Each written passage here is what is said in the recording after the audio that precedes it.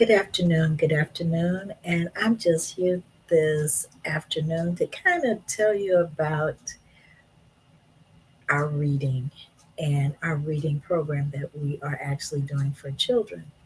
And actually, it's not really so much just for the children, but it's also to enlighten the parents of things that can happen when you read to your children or when they have the ability to read and to take adventures on their own. And when I say take adventures, I mean take adventures because you can go so many places, learn so many different things, and just, ex- as they would say, broaden your horizons through reading. And, I am an advocate teacher of teaching through children's books. Well, most of you know that I basically started in early childhood education.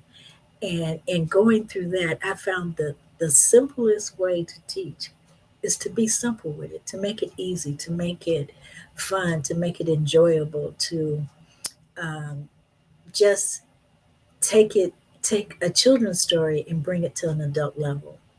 And no matter what your age is, no matter how young you are, how old you are, how intelligent you might be, or how illiterate you might be, there's always room for exploration, journey, and adventure.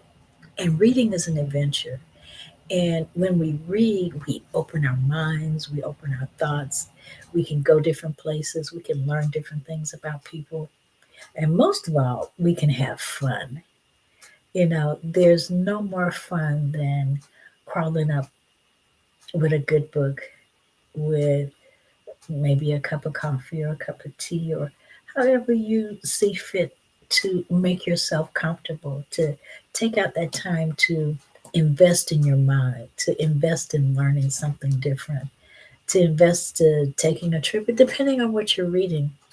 And one book, and this is going to sound really, really, really um, childish, but I love Dr. Seuss, and Dr. Seuss has a fun way of writing, a fun way of getting your attention. And one of the books that really kind of touched me in a way where this is a book for any age, and it's called Oh, the Places That We Will Go. And it kind of tells you if you have a mind, if you have a brain, if you have a thought pattern, you can do anything that you want to do if you set your mind to it. You can travel, you can do all sorts of different things that you probably thought was impossible. But if you have a brain and 2 feet, you'll be able to do it. And I'm not going to read the book, but I'm just going to introduce it to you for you to take it and look at it in a different aspect. And I'm doing that to do this is because for Black History Month, I will be taking books and I will be using them to take us on a history trip. We will be using several